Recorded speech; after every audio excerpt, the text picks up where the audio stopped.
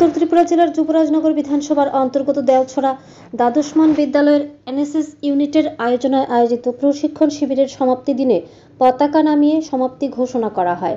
7 দিনব্যাপী এই প্রশিক্ষণ শিবিরে ছাত্রছাত্রীদের বিভিন্ন বিষয়ে প্রশিক্ষণ প্রদান করা হয়। ছাত্রছাত্রীরা বিভিন্ন হাসপাতালে গিয়ে রোগীদের মধ্যে ফল মিষ্টি বিতরণ করেন। পানিসাগর অগ্নি নির্বাপক দপ্তরের কর্মীরা ছাত্রছাত্রীদের অগ্নিসংযোগের সাথে কিভাবে মোকাবিলা করা যায় সে বিষয়ে প্রশিক্ষণ প্রদান করেন। এরূপ আরও অনেক কর্মশালা অনুষ্ঠিত হয়।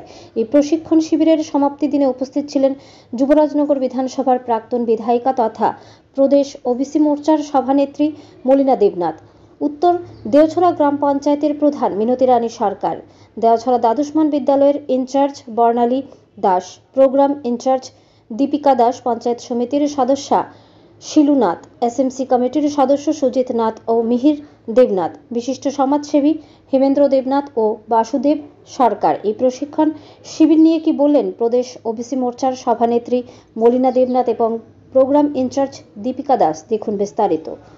ধর্মনগর থেকে নিজস্ব প্রতিনিধির রিপোর্ট, আরই ধর্মনগর।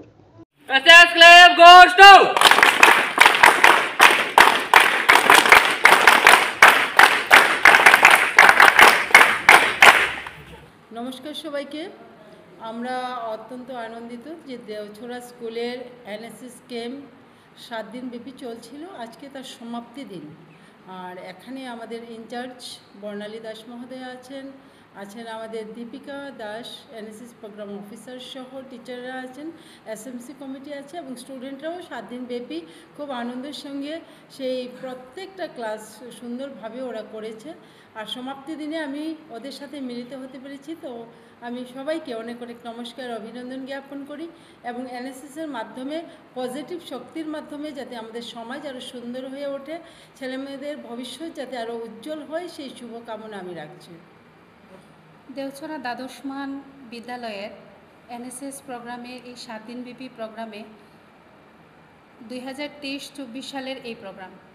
তো আমাদের মধ্যে অনেক জ্ঞানীগুণী ব্যক্তিরা রয়েছেন, ওনাদের সবাইকে পেয়ে আমরা খুবই আনন্দিত।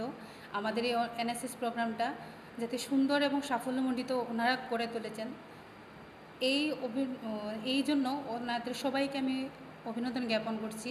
পাশাপাশি যাতে আমরা সামনে আরও ভালোভাবে এই প্রোগ্রামটা করতে পারি এবং আমাদের যে বিদ্যালয়ের ছাত্রছাত্রীরা আছে ওরা যাতে সুন্দরভাবে ওরা সমাজ গঠনে ভালো ভূমিকা নিতে পারে, এই জন্য এই আলোচনা আমি এখানেই সমাপ্ত করছি।